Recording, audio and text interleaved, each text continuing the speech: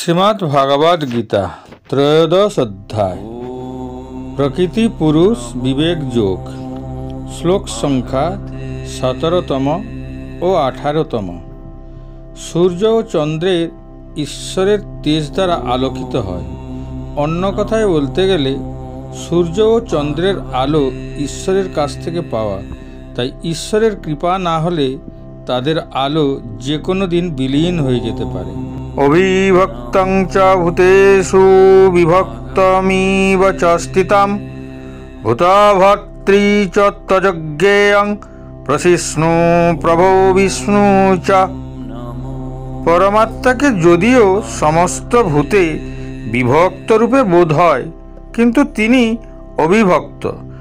यदिओ तिनि सर्वभूतेर पालक, तबुओ ताके संहारकर्ता और सृष्टिकर्ता बोले जानबे। ईश्वरेर रूपेर मध्य रयेछे तार विभिन्न क्षमता। समस्त प्रकाशित एवं अप्रकाशित वस्तुगुली तार क्षमतार विस्तार मात्र, ताई तिनि सकलेर मध्य विद्यमान।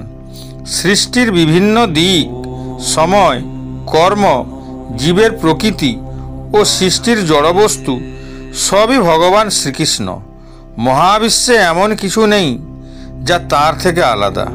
ঈশ্বরকে তার সৃষ্টির পদার্থের মধ্যে বিভক্ত বলে মনে হয়, কিন্তু তবুও তিনি সকলের অস্তিত্বে অবস্থান করেন এবং এইভাবে তিনি অবিভক্ত থাকেন। উদাহরণস্বরূপ মহাকাশে নিজের মধ্যে থাকা পদার্থে বিভক্ত বলে মনে হয়, কিন্তু একটি একক সত্তার মধ্যে থাকা সমস্ত পদার্থকে মহাকাশ বলা হয়, যা সৃষ্টির শুরুতে আবির্ভূত হয়েছিল। আবার জলের মধ্যে সূর্যের প্রতিফলন অস্থির দেখায়, কিন্তু সূর্য অবিভক্ত থাকে, ঠিক যেমন সাগর থেকে ঢেউ উঠে আবার তাতে মিশে যায়।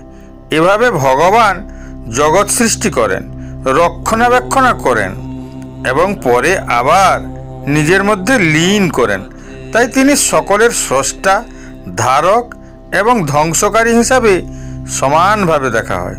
জ্যোতিষামপি তজ্জ্যোতিস্তমস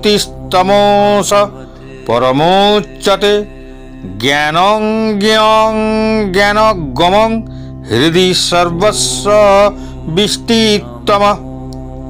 তিনি সমস্ত জ্যোতিষ্কের পরম জ্যোতি।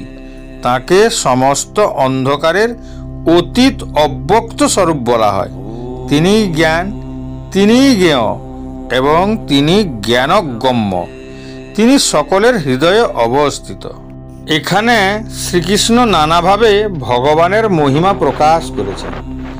পৃথিবী ও নক্ষত্রলোকে বিভিন্ন আলোকিত উজ্জ্বল বস্তু রয়েছে, যেমন সূর্য, চন্দ্র, অলঙ্কার ইত্যাদি। এই সকল বস্তু নিজের শক্তিতে আলোকিত বা উজ্জ্বল্য ছড়াতে পারে না। ঈশ্বর যখন কাউকে ক্ষমতা দেন, তখনই তার দ্বারা তারা আলোকিত করতে পারে। সূর্য ও চন্দ্র ঈশ্বরের তেজ দ্বারা আলোকিত হয়। অন্য কথায় বলতে গেলে সূর্য ও চন্দ্রের আলো ঈশ্বরের কাছ থেকে পাওয়া, তাই ঈশ্বরের কৃপা না হলে তাদের আলো যে কোনো দিন বিলীন হতে পারে, কিন্তু ঈশ্বরের নিজস্ব ঐশ্বরিক আলো কোনো কালেই বিলুপ্ত হতে পারে না। ঈশ্বরের তিনটি অনন্য নাম রয়েছে: বেদকৃত, বেদবিত, বেদবেদায়। বেদকৃত, যার অর্থ যিনি বেদ প্রকাশ করেছেন।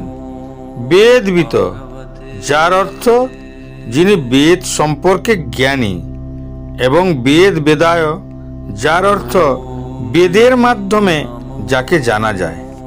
এইভাবে পরমেশ্বর ভগবান শ্রীকৃষ্ণকে জ্ঞানম, জানার জন্য যোগ্য বিষয়, জ্ঞানগব্যম, জ্ঞানের লক্ষ্য এবং জ্ঞান, পরম সত্য হিসাবে বর্ণনা করা হয়েছে।